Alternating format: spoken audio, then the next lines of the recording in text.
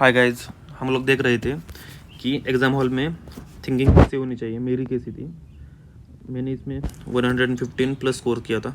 एक आंसर के से तो 120 पे आ रहा था।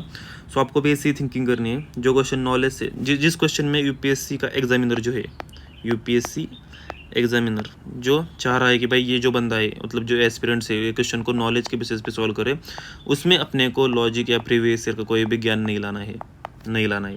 और ऐसे क्वेश्चन आपको आइडेंटिफाई करने पड़ेंगे जिधर UPSC wants you to solve those question on the basis of logic, previous year questions, pattern, traps. मतलब वो जो आप पीवाईक्यू से अंडरस्टैंड करते हो वो सब पैटर्न यूज करके सॉल्व करो। तो उसमें अपने को ज़्यादा दिमाग नहीं लगाना है, लॉजिक के बेसिस पे सॉल्व करना है। इतना ही कर लो। बी मैकेनिकल बनो, इमोशनल एंगल साइड मेरे को मैकेनिकल बनो, सॉल्व करो पेपर, प्रीलिम्स क्वालिफाई कर जाओ। ठीक है, उसी को देखते हुए चलो अपना नेक्स्ट पार्ट।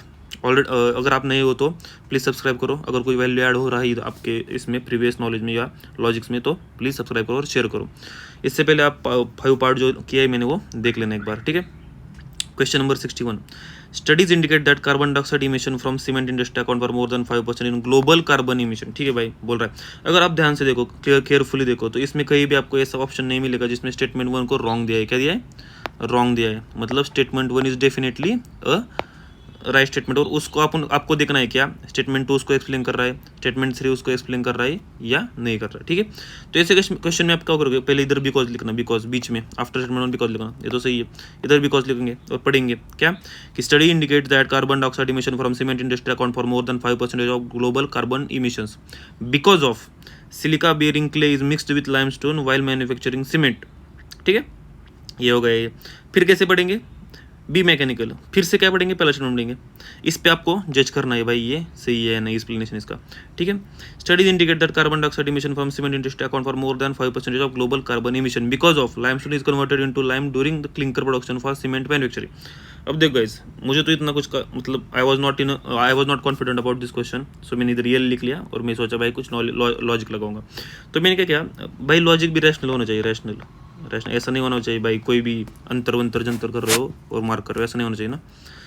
तो क्या करें, मैंने क्या सोचा भाई, एक तो पहली चीज़, अगर मुझे कुछ समझ में आ जाए कि भाई स्टेटमेंट 2 और 3 में से कोई डेफिनेटली रॉन्ग है, तो मेरा ये तो गया, मतलब बता रहा हूँ हाइपोथेटिकली, मेरा ये तो गया, ये भी गया। ओके, इसमें से मैं फिर देखूंगा। लेकिन मैंने इधर देखा कि भाई मुझे इसमें से इतना नॉलेज नहीं है कि I can definitely say that कि भाई ये रॉन्ग है या राइट है। पहला तो सही है, silica bearing clay is mixed with lime while manufacturing, करता होगा भाई। I don't have enough knowledge और एडिक्वेट नॉलेज की टू से दैट कि भाई ये नहीं होता। यही थिंकिंग आपको उधर ले जानी है। If you don't have adequate knowledge to जज और टू डिसाइड कि भाई स्टेटमेंट ट्रू है फॉल्स है, भाई साइंस एंड टेक में, इन्वायरमेंट कोई भी हो, इफ मतलब बाल की खल मत निकालो यार, मतलब मुझे लग रहा है नहीं होगा, नहीं भाई, गो विथ दिस, ये सही है। मतलब ऐसा मान के चलो, unless until you don't have knowledge about that. Risk तो लेनी है भाई। क्वेश्चन इतना भी, क्वेश्चन पेपर इतना भी डिफिकल्ट नहीं था 2023 जैसे 90 तो अटेम्प्ट करना ही है ना, तो अटेम्प्ट करना पड़ेगा। Limestone is converted into lime during the clinker production for cement manufacturing. ठीक है भाई, होगा, इन दोनों की वजह से ये होता होगा। ठीक है, यही थिंकिंग आपको लेकर जानी। मुझे नहीं पता भाई डेफिनेटली इसका क्या करूँ, इसका क्या करूँ, तो मैं क्या करूँगा, definitely I will mark this and this is right. Vision ने इसको राइट दिया है, यूपीएससी देखते हैं क्या करते हैं। ठीक है, आगे समझ में क्या आया कि भाई बाल की खल मत निकालो, जिधर नॉलेज नहीं है उधर डेढ़ साना मत बनो। नॉलेज नहीं है, consider is right unless until there is a blunder in the statement ना, कि भाई घोड़े की जगह हाथी लिख लिया, हाथी की जगह डायनासोर लिख लिया, तब तक तो भाई सब ठीक ही मानो। आगे 62, consider the following statement, at the 28th United Nations climate change conference India refrain from signing the declaration on climate. आपने को पता है स्टेटमेंट 1 इज तो डेफिनेटली राइट ही होगा, क्योंकि ऑप्शन ही ऐसे सेट किया है कि उसको राइट होना ही पड़ेगा। समझ में आ रहा है? ठीक है भाई, आगे ये क्या बोल रहा है। हाँ, अब जब भी आपको ऐसे स्टेटमेंट एक ऐसा क्वेश्चन दिखे, स्टेटमेंट 1, स्टेटमेंट 2 और स्टेटमेंट 3, सबसे पहले क्या करो, ट्राई टू फाइंड आउट कि भाई इनमें से कौन सा रॉन्ग है। इससे आपकी मतलब इजी हो जाएगा आपके लिए।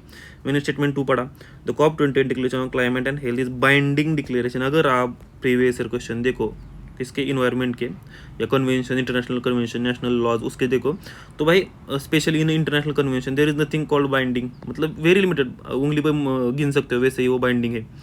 मेजॉरिटी टाइम बाइंडिंग कुछ भी नहीं है भाई। समझ में आ रहा है? बाइंडिंग नहीं है, और ये पैटर्न है, पीवाईक्यू पैटर्न है, बाइंडिंग दे देगा और वो रॉन्ग होता है। हार्डली मुझे लगता है 1 और 2 होंगे पूरे इन कन्वेंशंस में वो स्ट्रिक्टली बाइंडिंग है। Apart from that there is nothing called binding ना। तो मुझे ये पता था ये तो रॉन्ग है, ये तो ट्रैप है, मैंने ये एलिमिनेट कर दिया। तो इससे क्या हो गया, मेरी ज़िंदगी आसान कैसे हुई, ये गया बिकॉज ये दोनों को सही बोल रहा है, ये भी गया दोनों को सही बोल रहा है।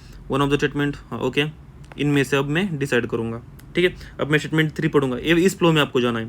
स्टेटमेंट 3 पढ़ूंगा, India's health sector is decarbonise, the resilience of its health care system में बी कंप्रोमाइज। मैंने क्या बताया था आपको, ये स्टेटमेंट को तो ट्रू ही लेना है क्योंकि it is a true statement, और ये आपको पूछ रहा है कि 2 और 3 इसको एक्सप्लेन करते हैं या नहीं, so it is a true statement. पहला स्टेटमेंट क्या है भाई, इंडिया ने क्या किया, रिफ्रेन किया है signing this climate and health declaration, ठीक है भाई। तो अब ये स्टेटमेंट को पढ़ो, in India health sector, if India's health sector is decarbonized, the resilience of its healthcare system may be compromised, may be मतलब क्या है, डायलूटेड है ना, बहुत डायलूटेड है, मतलब क्या, चांसेस आर हाई की है, सही है। मे भी बोल रहा है भाई, मे भी तो कुछ भी हो सकता है ना, और ये तो कॉमन सेंस भी, अगर सीरीज एस्पिरेंट हो तो कॉमन सेंस भी लग रहा है भाई, ट्रू ही होगा ये। तो मैंने क्या चूज़ किया, only one of the statement is true and correct, direct statement, ठीक है, statement 1।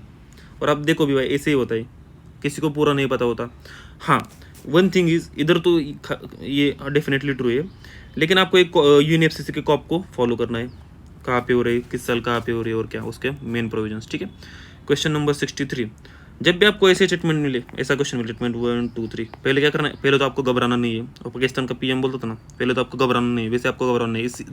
One of the easiest question है, अगर आप देख पाओ तो मेरा ये भी सही हुआ है, ये भी सही हुआ है, ए भी सही हुआ है, ए बी सी हुआ है, मैंने कुछ तो सही किया है ना भाई, तो मेरा सही हुआ है, समझ में आ रहा है, यही आपको करना है। सॉरी, ये पता नहीं सही हुआ है कि नहीं, लेकिन देखते, आई थिंक हाँ देखते हैं, चलो। Question number 63, consider the following statement, scientific studies suggest that a shift is taking place in earth rotation and axis, ये तो आपको पता है, पहला स्टेटमेंट तो ट्रू ही तो होता है ना, ठीक है भाई, शिफ्ट हो रहा है अर्थ के रोटेशन और एक्सिस में, ठीक है। चलो आगे, अगर मैं आपको बोलूँ कि भाई अगर ये स्टेटमेंट मतलब जनरली इस क्वेश्चन में नहीं आता, और फॉर एग्जांपल ऐसा क्वेश्चन होता कुछ, कंसीडर फॉलोइंग स्टेटमेंट, कि भाई स्टेटमेंट 1 स्टेटमेंट 2 स्टेटमेंट 3 और ऐसे देते, और इसमें फॉर एग्जांपल ये 3rd नंबर का स्टेटमेंट ये होता भाई, फिर भी आप इसको रॉन्ग नहीं मार्क कर सकते स्टेटमेंट को, क्यों भाई, it is very hard to prove that कि there are no scientific studies suggesting that a shift is not taking place in earth rotation and axis. समझ में आ रहा है लॉजिक कैसे होता है भाई, कोई ना कोई साइंटिस्ट होगा, कर रहा होगा, मतलब थिंक बिग ना, ऐसे नहीं है भाई, संकुचित बुद्धि लेके मत जाओ, लिमिटेड नॉलेज मतलब लिमिटेड थिंकिंग मत करो यार, बड़ा सोचो, ठीक है। तो ये तो हो गया आसपास की बात, अब इधर आते हैं, ये तो सही है। आगे क्या statement, solar flares associated coronal mass इजेक्शंस bombarded the earth outermost atmosphere with a tremendous amount of energy, ठीक है भाई। स्टेटमेंट 2, इसके वजह से क्या हो रहा है, शिफ्ट हो रहा है, बोल रहा है। Statement 3, as the earth polar ice melts the water tends to move towards the equator. भाई अगर अब देखो बात, विजन ने इसका आंसर क्या दिया है, विजन ने आंसर दिया है, इसका आंसर दिया है विजन ने, शायद नहीं, आई एम श्योर बी दिया है, क्या दिया है, बी दिया है।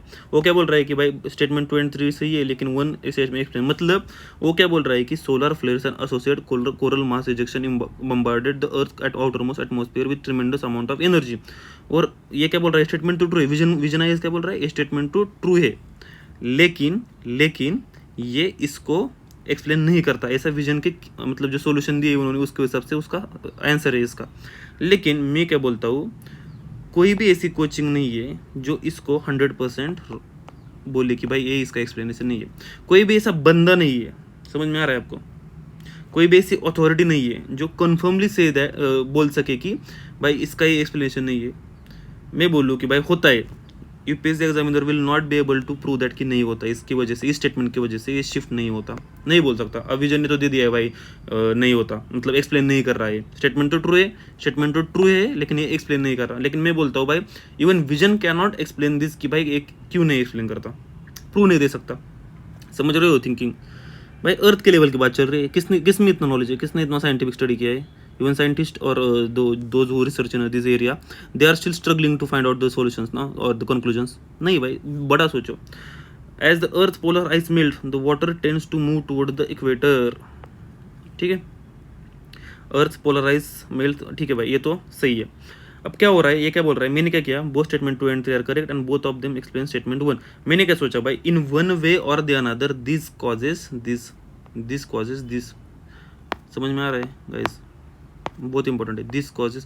भाई ऐसा नहीं कह सकते ना अपन, भाई नहीं हो रहा, एक्सप्लेन नहीं कर रहा, तो बड़ा सोचो। इवन इफ विजन ने मेरा गलत दे दिया ये, फिर भी I am waiting for UPSC की, एंड आई एम श्योर कि भाई मतलब अगर एक क्वेश्चन में आपका रॉन्ग होया, लेकिन मेजोरिटी क्वेश्चन में आपका थिंकिंग यही होना चाहिए, बड़ा सोचो, मतलब छोटा सा लिमिटेड मत सोचो, तो ये हो जाएगा। मेरा तो ये आंसर था भाई, वेटिंग फॉर द फाइनल की। ठीक है, ऐसा सोचना है आपको। आगे कैसे, तो following statement. Statement 1, article 6 of the Paris agreement on climate change is frequently discuss on global discussions on sustainable development. भाई ठीक है, ये तो बताइए आपको, पहले स्टेटमेंट सही होता। भाई कितने क्वेश्चन आ रहे हैं देखो, 1 2 3 कन्फर्मली मेरे 1 और 2, मतलब 61-62 तो मेरे सही है, 63 का विजन का और मेरा गलत है। लेकिन देखता हूँ यूपीएससी क्या देता है इसका। 64 ये तो देखा हमने पहला। आर्टिकल 6 क्या बोल रहा है, Paris article 6 of Paris agreement on climate change frequently discuss in global discussions on sustainable development and climate. ठीक है भाई, बोल रहा है कि डिस्कशन में। ठीक है, आगे क्यों डिस्कशन में, इसका एक्सप्लेनेशन ये देगा, ऐसा ये कह रहा है। Statement 2, article 6 of the Paris agreement on climate change sets out the principle of carbon markets. Okay भाई, कार्बन मार्केट्स के थे। और जो भी सीरीज बंदा होगा ना, उसको थोड़ा इतना पढ़ा ही होगा ना इसका, सीरीज जो भी उसको पता है भाई, क्रेडिट, कार्बन क्रेडिट और वो मार्केट का बात करते हैं वो सब।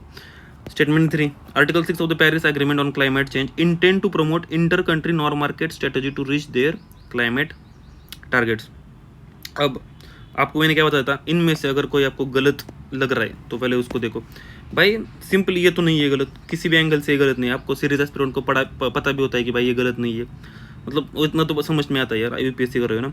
Article 6 of the Paris agreement on climate change intends to promote inter country non market strategies. एक तो क्या डाइल्यूटेड है बहुत, एक्सट्रीम कुछ नहीं बोल रहा है इधर, कमिटमेंट कुछ में एक्सट्रीम नहीं है, डाइल्यूटेड है बहुत स्टेटमेंट। और क्या है, non market to reach their climate targets. भाई अगर आप सीरियस एस्पिरेंट हो तो आप तो विद इन सेकंड से मार्क करके चले जाओगे, समझ में, क्योंकि आपने पढ़ा होता है ना, बैक ऑफ द माइंड आपके रहता है। और अब आपको कुछ भी पता नहीं है फिर भी भाई बहुत डाइल्यूटेड स्टेटमेंट है। अब इसमें मत जाओ, नॉन मार्केट क्या होता है। यूपीएससी इस पे नहीं खेल रहा है स्टेटमेंट में, यही समझने की बात है कि भाई यूपीएससी कौन से स्टेटमेंट में किस पे खेल रहा है, मतलब what the trap is here. The trap is not the non market. क्या है भाई मार्केट नॉन मार्केट, इतने बड़े एग्रीमेंट में वो मार्केट नॉन मार्केट पे नहीं खेलेगा, समझ में आ रहा है, वो बड़ी चीज़ पे खेलेगा। और वैसे भी आपको अगर यू आर सीरियस एस्पिरेंट तो ये करके आप चले जाओगे, जस्ट लाइक मी। मतलब ये लिखा था मैंने, विच of the following launched the nature solutions finance hub for Asia. Nature solutions finance hub for Asia. भाई इसमें क्या हो रहा है पता है गाइज, इसमें सीन ये है कि आपको इसमें से 4 बॉडीज में से बताना है कि भाई ये किसने कांड किया है, कांड इन द सेंस कि भाई ये किसका है, ये आपको बताना है। अगर आप अच्छे से देखो तो आपको एक चीज़ तो समझ में आएगी भाई, ऐसे बहुत सारे सॉल्यूशन हो गए, बहुत सारी चीज़ें। हाँ, दूसरा क्या होता है भाई, अगर आप करंट अफेयर्स देख रहे हो, अगर करंट अफेयर्स आप पढ़ रहे हो तो आपको कहीं कहीं किन क्वेश्चन में आपको लगेगा भाई ये तो डेफिनेटली यही है, ये भी मेरा हाल था भाई, ये तो पढ़ा हुआ है but I am not sure, लेकिन भाई मैंने करंट अफेयर्स में पढ़ा है। करंट अफेयर्स को कैसे प्रिपेयर करना है मैं ये भाई, मतलब बहुत सारे क्रिएटर है, बहुत सारे मतलब जिन्होंने मतलब प्री निकाला है, मीन्स इंटरव्यू, हर एक बंदे का अलग रहता है। मेरा क्या रहता है भाई, मिनिमम चाहिए मेरे को, मैं ओशन में मैं नहीं तैर सकता भाई, मिनिमम चाहिए। मिनिमम से रिवाइज करूँगा, उससे लॉजिक डेवलप करूँगा, उससे देख के आऊँगा, उससे 120 मार्क्स लाऊंगा। मतलब आप बोलोगे मुझको कि 400 पेजेस कर दो करंट अफेयर्स के या 200 पेजेस, नहीं भाई, मैं 60 70 80 पेजेस में करंट अफेयर्स करूँगा, मेरे 30 40 पेजेस में इन्वायरमेंट के नोट्स होंगे, इतना मल्टीपल बार रिवाइज करूँगा, दैट्स इट। ये मेरी स्ट्रेटेजी। अगर आपको मोर जानना है उसके बारे में कैसे करना है क्या, प्लीज़ कमेंट करो, सब्सक्राइब करो, ठीक है। आगे तो मुझे बैक ऑफ द माइंड में मुझे लग रहा था भाई मैंने पढ़ा ही है, ठीक है। और क्या करता है पता है भाई, समटाइम्स मतलब अगर इधर नहीं इतना इसका रिलेवेंस है, लेकिन यूजुअली वो क्या करता है कि 2 एक जैसी बॉडी दे देगा, एशियन डाल देगा, उसमें से एक आंसर होगा, यूजुअली करता है। लेकिन यहाँ पे तो मैंने पढ़ा था, मैंने ये लिखा, I was not sure but मैंने डेफिनेटली इसको पढ़ा था करंट अफेयर्स में, जितना मुझे याद आ रहा है, तो मैंने इसको एशियन डेवलपमेंट बैंक कर दिया। इसके अलावा इधर कोई और नॉलेज नहीं लग रहा, ठीक है, लॉजिक नहीं लग रहा। आगे मतलब मेरा इतना क्विक था ना भाई मेरा ये, कि मैंने देखते ही मैंने इसको ए कर दिया था, मैंने इसको, ठीक है, तो मैंने इसको ए से सॉल्व किया था। आगे 66 with reference to direct air capture and emerging technology. भाई करो अब नॉलेज से, हजारों टेक्नोलॉजी एवरी ईयर आती है, हर एक टेक्नोलॉजी का करते बैठोगे तो भाई बूढ़े हो जाओगे ना। तो इधर क्या कह रहा है, direct air capture and emerging technology, ये लिख लिया भाई। ऐसी कितनी टेक्नोलॉजी होगी, सब तो नहीं पढ़ सकते ना। Which of the following statement is correct, it can be, statement देखो, can be used as way of carbon sequestration. भाई ठीक है, हो सकता है, कैन बी लिखा है, कैन बी में तो भाई इन्वायरमेंट मतलब साइंस एंड टेक में तो कुछ भी हो सकता है ना। It can B valuable approach for plastic production and in food processing, can be, again can be. भाई ट्रस्ट मी, इस लैंग्वेज को पढ़ना सीखो एग्जामिनर की, उसका माइंडसेट पढ़ो, उसके सिवा नहीं होगा माइंड। अगर कोई भी आपको बोल रहा है भाई सब पढ़ो नॉलेज और 2000 पेजेस पढ़ के जाओ एक सब्जेक्ट के, नहीं भाई इतना तो रिकॉल भी नहीं होगा। In aviation it can be a source of carbon for combating with hydrogen to create synthetic लो। भाई सब जगह वो सेफ खेल रहा है एग्जामिनर, आपको आप खुद की स्किन बचा रहा है भाई। कैन बी लिख देता हूँ, कूल लगूंगा, बच्चे कुछ इशू रेज करेंगे तो बोल दूंगा कैन बी, फ्यूचर में तो कुछ भी हो सकता है। इसको समझो गाइस, कैन बी तो भाई कुछ भी हो सकता है ना, मतलब with respect to this technology. ठीक है, चलो आगे। इसको पढ़ना सीखो और वीडियो लाऊंगा, आप प्रो जाओगे। बी मैकेनिकल बनो भाई, मैकेनिकल प्रीलिम्स में एक माइंडसेट लेके जाओ, उसको फॉलो करो, कितना भी प्रेशर आए, कितना भी क्वेश्चन टफ हो, कितना भी कुछ भी हो, मैकेनिकल बनो।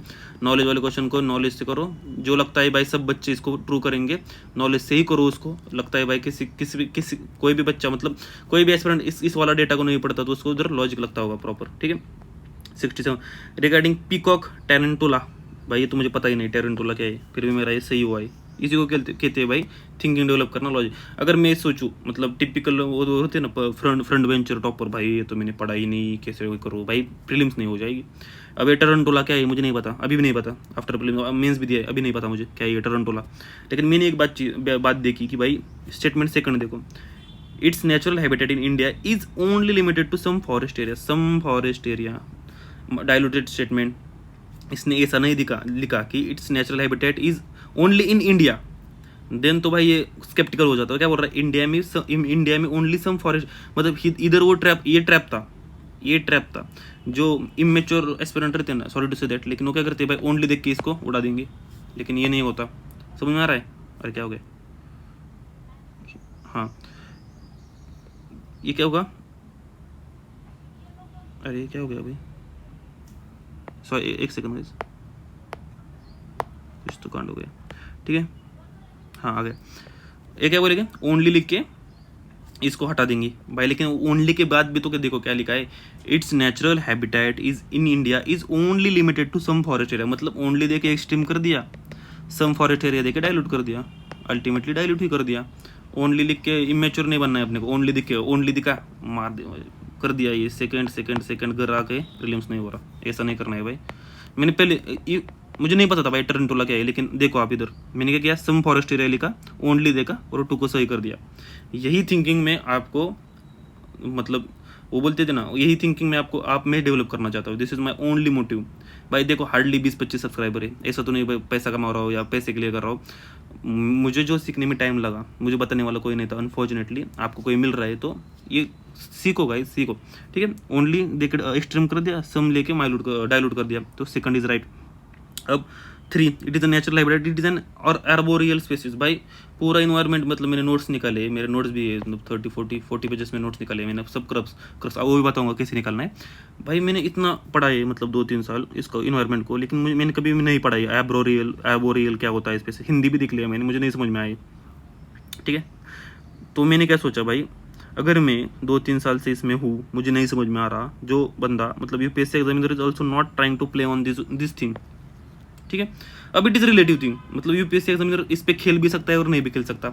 मैंने क्या सोचा भाई, इसके अपोजिट सेकंड एक तो देखो गाइस, इधर देखो, बहुत इंपॉर्टेंट है कि आपको ये समझ में आ जाए। समझ में क्या आ जाए कि इधर देखो कि इधर मैक्सिमम क्या है, इधर मैक्सिमम इधर 2 स्टेटमेंट कैन बी रॉन्ग, मतलब 2 स्टेटमेंट रॉन्ग हो सकती है और मिनिमम एक तो रॉन्ग है ही है।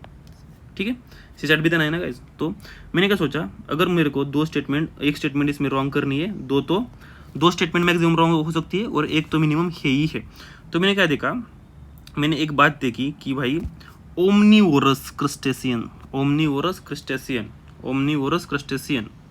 ठीक है, अब ये ओमनीवोरस क्रस्टेशियन, मुझे एक बात पता थी कि यूपीएससी के प्रीवियस ईयर क्वेश्चन ने इस ओमनीवोरस पे भी क्वेश्चन आए और क्रस्टेशियंस भी, which among the following omnivorous, मतलब वन ऑफ द स्टेटमेंट ऐसा हो सकता है कि भाई ये ओमनीवोरस है और वो नहीं हो सकता। और एक क्वेश्चन आया था कि भाई क्रस्टेशियंस, इनमें से नीचे में से कौन क्रस्टेशियंस है या नहीं है। मतलब यूपीएससी, मैंने ये लॉजिक लगाया कि यूपीएससी एग्जामिनर इज थिंकिंग कि मैं इसका अवेयर हूँ कि ओमनीवोरस और क्रस्टेशियंस क्या होते हैं, उसका नॉलेज मुझे है, क्योंकि उन्होंने ही यूपीएससी ने ही पीवाईक्यू में ये डाला है। तो उनको तो एक्सपेक्टेशन रहेगी ना भाई, तो ओमनीवोरस और क्रस्टेशियन से देख के जाओ। ठीक है, तो एग्जामिनर इज एक्सपेक्टिंग यू कि आपने ये पढ़ा है, लेकिन हमको ये पता है कि एग्जामिनर हमसे क्या एक्सपेक्ट करते हैं, तो मैंने क्या सोचा, मतलब मेरा लॉजिक क्या था भाई, इफ उसको मतलब इधर क्या है 1 2 3 तो ऑप्शन नहीं है, one of the statement is going to be the wrong definitely. तो मैंने सोचा भाई एग्जामिनर ने इधर ट्रैप क्या है, वो सोच रहा है कि बच्चों ने ओमनिवोरस क्रस्टेशियन बच्चों को पता है, तो ये तो नहीं है। समझ में आया ये क्यों नहीं है? क्योंकि अगर उसको इसमें से कोई भी स्टेटमेंट रॉन्ग करना है तो आर्बोरियल स्पेसिस डाल के नहीं करेगा। ये समझो गाइस, ये आर्बोरियल स्पेसिस ना मुझे पता है ना मेरे दोस्तों को पता थी, मतलब शायद आप जज मत करो गाइस, किसी को पता है तो वेल एंड गुड, हमको नहीं पता था ये आर्बोरियल स्पेसिस क्या है। तो वो सेम गोपाल बाबा वालंकर ऐसे एक क्वेश्चन आया था कि वह और कभी भी ये स्टेटमेंट रहता है ऐसा, अगर बहुत हार्ड स्टेटमेंट है टू इंटरप्रेट तो यूजुअली वो सही होता है। ठीक है, तो आर्बोरियल बेसिस इस पे तो नहीं खेलेगा, वो क्या खेलेगा, ये ओमनिवर्स नहीं होगा, क्रस्टेशियन नहीं होगा और उसको दिया है रे होगा, तो it is easy for the examiner to make the statement wrong. तो इसको मैंने उड़ा दिया, तो 2 and 3 आंसर हो, सही है। यही इसी को डेवलप करना है गाइस। आपको लगा कोई बोलेगा भाई क्या ही लॉजिक है इसका, क्या है भाई, मेरे लिए वर्क कर रहा है, बार बार वर्क कर रहा है, एवरी प्रीलिम्स में वर्क कर रहा है, आपको भी करेगा। सोचो कि उसको रॉन्ग स्टेटमेंट बनाना है, 1 2 3 is not in the option, तो कौन सा रॉन्ग करे, ये तो बहुत डायलूट कर दिया। ऐसे भी नहीं बोल रहा कि ओनली इंडिया में मिलता है, इंडिया में ओनली लिमिटेड फॉरेस्ट में मिलता है, मतलब बहुत डायलूट स्टेटमेंट है गाइस ये। फिर आर्बोरियल पे ना मुझे पता है ना मेरे दोस्तों को पता है, जो भी सीरियस एस्पिरेंट है, मेरे दोस्त भी सीरियस एस्पिरेंट हैं, तो उनको भी नहीं पता था। तो इस पे very hard to make this wrong. ये तो सही उठाया होगा, कहाँ से डाला होगा, लेकिन ओमनिवोरस और crustacean it is something examiner expect you to know. तो इस पे उसने खेला कि भाई ये ओमनिवोरस और क्रस्टेशियन नहीं है। समझ में ऐसे सोचना है आपको। आगे 68 consider the following statement, carbon dioxide CO2 emission in India are less than 0.5 CO2 per capita। ठीक है, in terms of CO2 emission from fuel combustion India ranks second in Asia Pacific region। India ranks second in Asia Pacific region। ठीक है, electricity and heat producers are the largest sources of CO2 emission in India। as usual guys, मैं भी आपकी तरह वैसे हूँ ना, इतना स्मार्ट तो मैं हूँ नहीं कि सब मुझे आ रहा हूँ, तो मैंने ये लिख लिया भाई, इधर लॉजिक तो लगाना है। अब मैंने क्या किया, मैंने इसका किया था 2 only, answer is if I am not wrong 2 and 3, मतलब विजन का 2 and 3 है इसका। अब क्या हुआ इधर, अब आप सोचो कि आपने कोई तो एक आर्टिकल है, कोई तो एक मतलब अच्छे सोर्स से आपने क्या किया, CO2 का ही पूरा इंफॉर्मेशन ले लिया, उसमें 3 स्टेटमेंट है, स्टेटमेंट 1, स्टेटमेंट 2 और स्टेटमेंट 3 स्टेटमेंट है। Think like examiner. इधर प्योर, इस स्टेटमेंट में क्या है, प्योर फैक्चुअल डेटा है 0.5। ठीक है, इधर क्या है, इन terms of CO2 emission from fuel combustion India rank second in Asia Pacific group. India तो रैंक सेकंड है इन एशिया पैसिफिक ग्रुप है।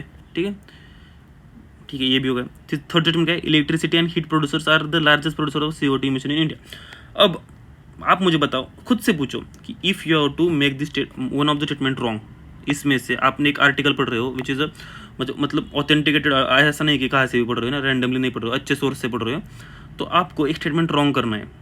It is obviously if you have covered the PYQ, आपको पता है अगर तीनों स्टेटमेंट में क्या है, डेटा है, देर आर हाई चांसेस कि वन ऑफ द स्टेटमेंट में रॉन्ग होगा।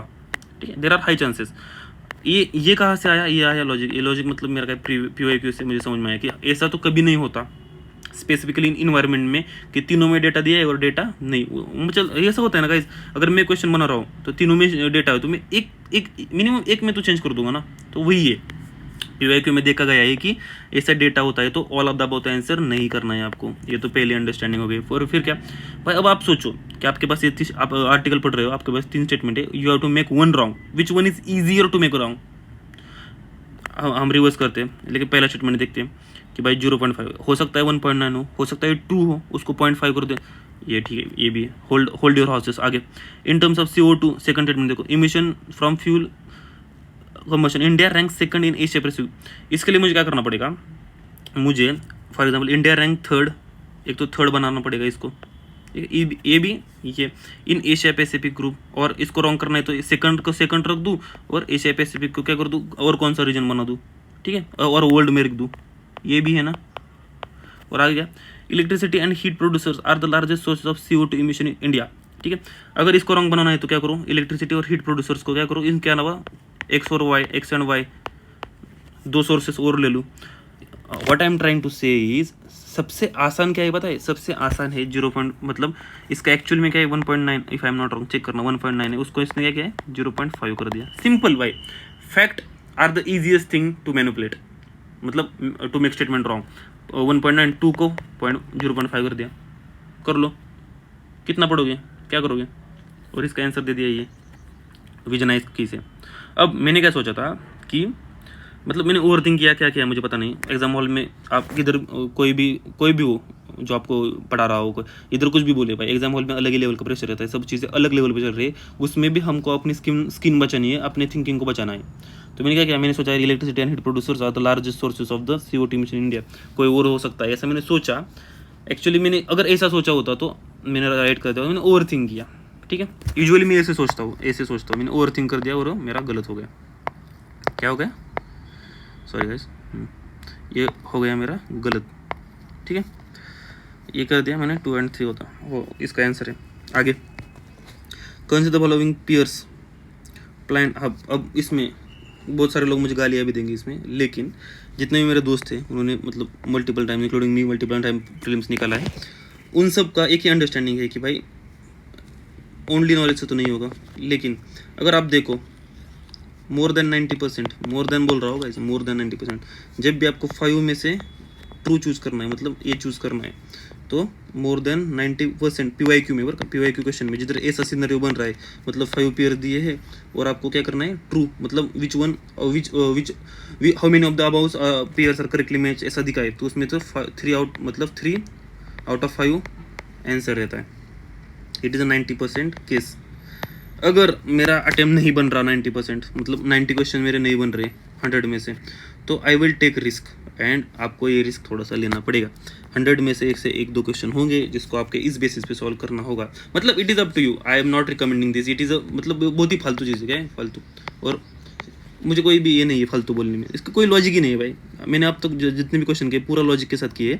इधर क्या हो रहा है कि भाई सिंपली आप 5 में से 3 कर रहे हो, आगे बढ़ रहे हो। लेकिन गाइज अगर मैंने 15 साल के PYQ किए हैं, उनमें से मुझे पता है कि ये ऑप्शन राइट होने की पॉसिबिलिटी इतनी ज़्यादा है कि मतलब 90% केसेस में ये हुआ है, तो मैं कर दूंगा भाई। अगर मेरा अटेम्प्ट नहीं बन रहा, मेरे इनिशियल अटेम्प्ट में फर्स्ट अटेम्प्ट मैंने 70 अटेम्प्ट किया था, फिर नहीं उधर नहीं हुआ था, मुझे पता है कि भाई लेस अटेम्प्ट करना is more dangerous than anything else, तो मैं तो करूँगा। मैंने किया था, ये सही आया मेरा। 2 questions you can do for 2 questions in out of 100, definitely करो गाइज। मैं तो मेरा रिकमेंडेशन है, बाकी आपका थिंकिंग। आगे 70 with reference to the planet earth consider the following statement. क्या बोल रहा है, rain forest produces more oxygen than by, जो भी जो पुराने प्लेयर होंगे उनको पता होगा, दैन देखो तो भाई स्केप्टिकल है। वेल ऑक्सीजनेट, ये देखो OL oxygenated surface water contains several folds higher oxygen than. भाई क्यों करना है कंपेरिजन, बोलते हैं ना भाई जिंदगी को हैप्पी बनाना है तो दूसरों से कंपेयर मत करो। वैसे ही क्वेश्चन को सॉल्व करना है तो कंपैरिजन देखो और उसको उड़ाओ। कंपैरिजन नहीं चाहिए ज़िंदगी में ना, पेपर में चाहिए। Marine phytoplankton and photosynthetic bacteria produces about 50% of the world. भाई ऐसे भी नहीं दिखा इस, अगर अबाउट नहीं देता तो क्या होता है, marine phytoplankton and photosynthetic bacteria produces 50% of world oxygen. कोई बच्चा जाए एस्पिरेंट क्या करे, इसको जाए उसके पास, भाई इस सोर्स में तो 49 दिया है, इस सोर्स में तो 51 दिया है, ऐसा तो कोई सोर्स नहीं है कॉन्फिडेंट, तो एग्जामिनर तो भाई फंस जाएगा ना। तो वो बहुत स्मार्ट है, वो अपनी स्किन बचाता है कभी भी भाई। वो ब्यूरोक्रेट, वो भी तो वही गवर्नमेंट का प्रोफेसर वही होगा ना भाई, वो अपनी स्किन बचाती है भाई सब। उसने कह दिया अबाउट डाला, भाई आ जा अब तो आएगा लड़ने आएगा तो UPSC के पास, भाई 51 है आपने 50 दिया, हमने तो अबाउट लिखा है। ये होते हैं गाइस, इसको कैच करना पड़ता है। इसके अलावा इसको नहीं करोगे तो कुछ नहीं होगा भाई, इसको कैच करो। अगर किसी ऑथेंटिकेट सोर्स में, किसी इंटरनेशनल बॉडी में, किधर भी लिखा है, मतलब किसी भी रिपोर्ट में लिखा है कि भाई ये 49% है, तो वो तो क्या बोलेगा, वो अपनी स्किन बचाएगा भाई। ठीक है ना, फिर मैंने तो इधर अबाउट लिखा है तो वो तो बच गया। इधर तो कंपेरिजन है, प्रीवियस ईयर में देखा है हमने कंपेरिजन, तो यूजुअली 95% कंपेरिजन आर रॉन्ग, ठीक है। तो इसका हो गया 2 ओनली दिख रहा है, मैंने क्या किया इधर 1 पता था मुझे, 2 ओनली मार्क किया, देखा भी नहीं आगे, ठीक है। चलो हो गया गाइस, 70 हो गया। अगर वैल्यू ऐड हो रही है तो गाइस सब्सक्राइब करो यार, मोटिवेशन मिलता है। और अपने दोस्तों को भी रिकमेंड करो जो इस साल प्रीलिम्स दे रहे हैं। मोटिवेशन तो चाहे 20-25 लोग देख रहे हैं, लेकिन मतलब ज़्यादा लोग देख रहे हैं, लेकिन सब्सक्राइब कोई नहीं करा। सब्सक्राइब और लाइक करो। Thank you guys.